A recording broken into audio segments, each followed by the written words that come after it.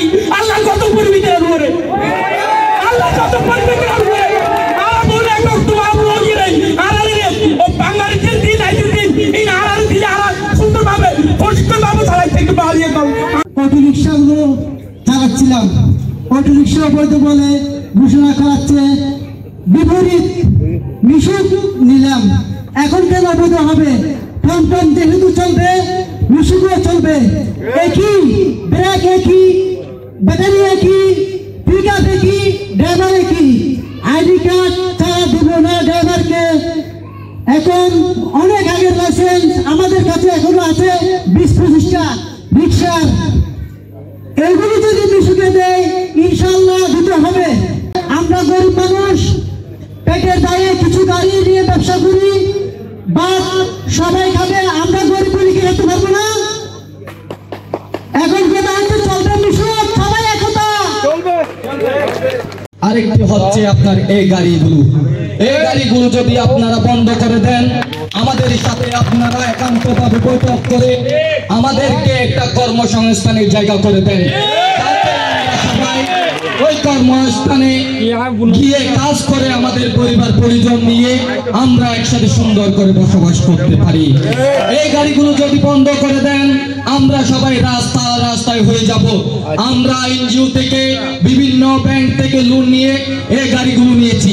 আপনারা আমাদেরকে আগে প্রশ্ন করেন, আপনারা লোন দেওয়ার আগে আমাদেরকে জিজ্ঞেস করেছিলেন কিনা আপনারা এই গাড়িগুলো অবৈধ, আপনারা এগুলো কিনছেন কেন?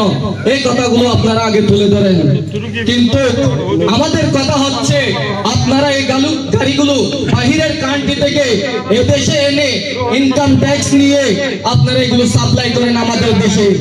আমরা যখন কিনি আমরা অবৈধ হয়ে যাই, আপনারা যখন ট্যাক্স নিয়ে গাড়িগুলো ঢুকান আপনারা সব বৈধতা প্রকাশ করেন।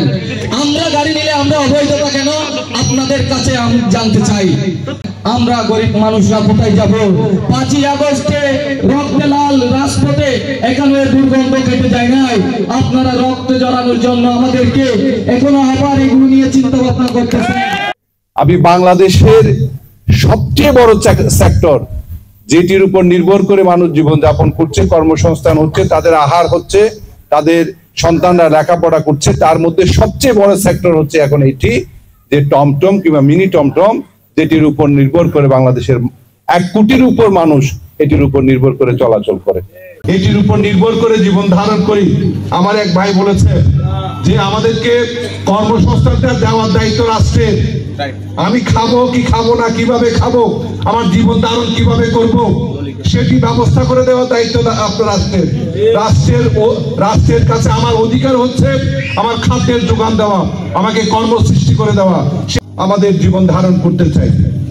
আমরা আমাদের এই মানুষগুলো এখানে যারা আছি আমরা কেউ চুরি করছি না, করছি কিনা?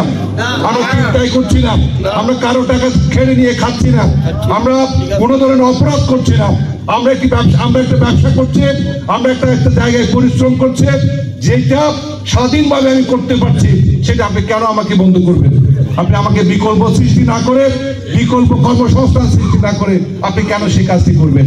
তা আমরা রাষ্ট্রের কাছে, জেলা প্রশাসনের কাছে, পুলিশ প্রশাসনের কাছে, পৌর প্রশাসনের কাছে আজকের এই সমাবেশ থেকে আমাদের দাবি হবে, যতক্ষণ না পর্যন্ত আপনারা আমাদের বিকল্প কর্মসংস্থান সৃষ্টি করতে না পারবেন, আমরা এই যে হাজার হাজার মানুষ, লক্ষাধিক মানুষ এখানে নির্ভর করছে, আমাদেরকে এই যানবাহনের উপর পরিশ্রম করে খেতে খাওয়ার সুযোগটা আপনাদের দিতে হবে।